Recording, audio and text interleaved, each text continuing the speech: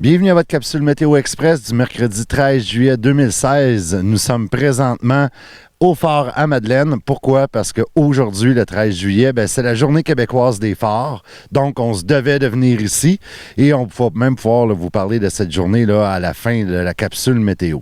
Donc, voici vos prévisions météo sur l'Environnement Canada pour les prochains jours. Pour ce soir, cette nuit, mais ça sera généralement nuageux. Nous pourrons avoir là, un 60 de probabilité d'averse. Il y aurait un risque d'orage également là, ce soir. Les vents seront du sud à 20 km/h avec des rafales à 40 et le minimum sera de 17. Le soleil se couchera à 20h29. Pour jeudi, c'est alternance de soleil-nuage. Les vents vont demeurer, là, vont être du sud-ouest à 20 km/h avec des rafales à 40. Il y aura également là, un 60 de probabilité d'averse au cours de la nuit. Le maximum pour demain sera de 23, mais avec un facteur humidex là, qui nous donnera l'impression d'un 27. Donc, ça pourrait être la journée là, la plus chaude que nous avons eue jusqu'à maintenant. Le minimum sera de 17. Pour vendredi, c'est nuageux, 60 de probabilité d'averse. Par contre, il va y avoir un dégagement là, au cours de la nuit qui pourrait nous donner, là, qui va nous donner une belle journée pour samedi. Le maximum sera de 20 et le minimum sera de 14.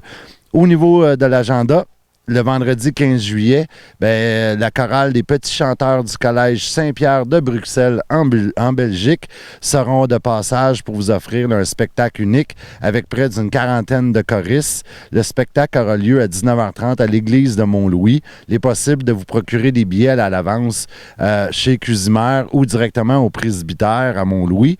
Le coût pour le spectacle est de 12 $ par adulte et de 6 $ pour les enfants. Il y aura également là, des billets disponibles à la porte. Le samedi 16 juillet à 21h, Johnny Arsenault sera de passage sur la scène de l'espace culturel La Pointe-Sec à Mont-Louis.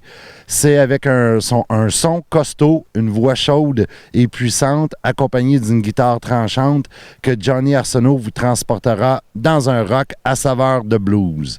Le coût des billets est de 15 $, mais vous pouvez économiser en vous procurant là, en pré-vente vos billets directement sur le site www.lapointesec.com. Et comme nous sommes au phare et que nous avons Mme Arlette Fortin, justement, qui est responsable ici, nous allons en profiter pour parler de la journée québécoise des phares. Bonjour, Mme Fortin. Bonjour, monsieur. Ici, c'est ça. Nous autres, on a un regroupement, la Corporation des gestionnaires de phares de l'estuaire du Golfe Saint-Laurent. Nous sommes tous des gestionnaires de phares depuis une douzaine d'années qu'on se regroupe. Puis l'année dernière, on a dit faut qu'on parle plus de nos phares parce que déjà, on est tout en processus de les phares et on est en train de se les faire donner pour les entretenir. Il faut que notre patrimoine maritime soit bien connu. Ça fait qu'on a décidé d'établir une journée québécoise des phares. La date du 13 juillet, elle n'a pas été prise au hasard. Elle a été prise parce que c'était en 1800, je vais vous dire ça, en 1801 que le gouverneur a reçu la recommandation formulée par des capitaines pour qu'il y ait des phares parce que la navigation était difficile. Il y avait beaucoup de naufrages, fait que ça prenait des phares pour ça. Ça fait que là, c'est là qu'il y a eu des pétitions que les gens se sont pris en main pour qu'ils établissent des phares au Canada, sur le long de la côte. Ça fait que là, c'est ça. Nous autres, c'est pour ça qu'on a choisi cette date-là, le 13 juillet. Ça fait que ça va revenir à toutes les années. Et on va créer de plus en plus d'activités. Là, c'est notre première année. Ça fait que plusieurs phares ont des activités, des visites gratuites.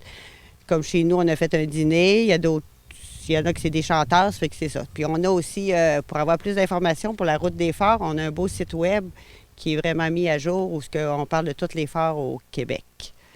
Le phare de Madeleine existe depuis quand? A été bâti à quel moment? Celui-ci qu'on a derrière nous, il a été il a été allumé en 1908. Mais il y en avait déjà un en bois depuis 1871. On avait un phare ici à Madeleine, mais la structure de bois n'était pas assez solide pour les vents, ça fait qu'ils en ont fait un en béton armé.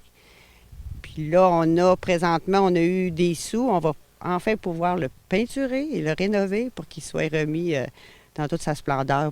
Ça va être sûrement, l'année prochaine, ça va être prêt. Donc, puis vous avez reçu là, tout récemment, là, pas une certification, là, mais vous avez reçu là, du gouvernement fédéral une belle reconnaissance?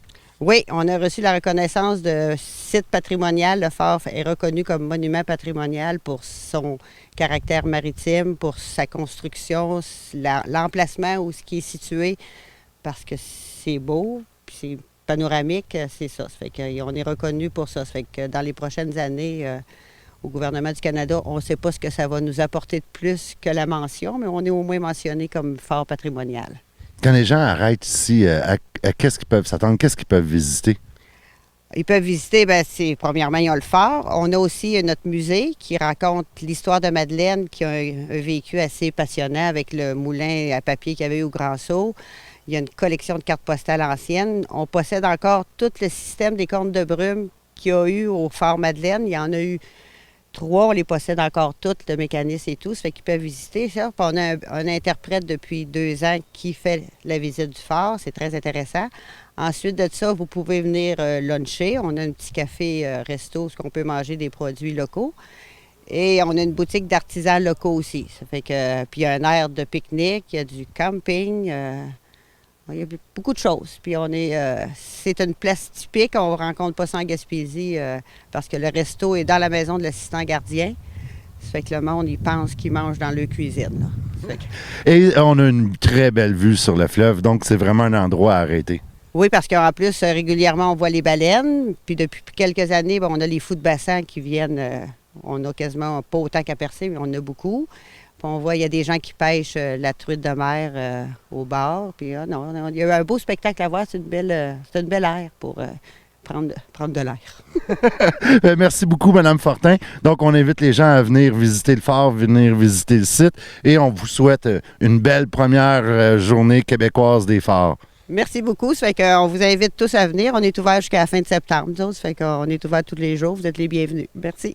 Bien, excellent, merci. Donc, c'était votre capsule Météo Express. On se laisse justement sur des images du phare qu'on a pris là, juste avant de faire la capsule. Et on vous retrouve demain pour une autre capsule Météo Express.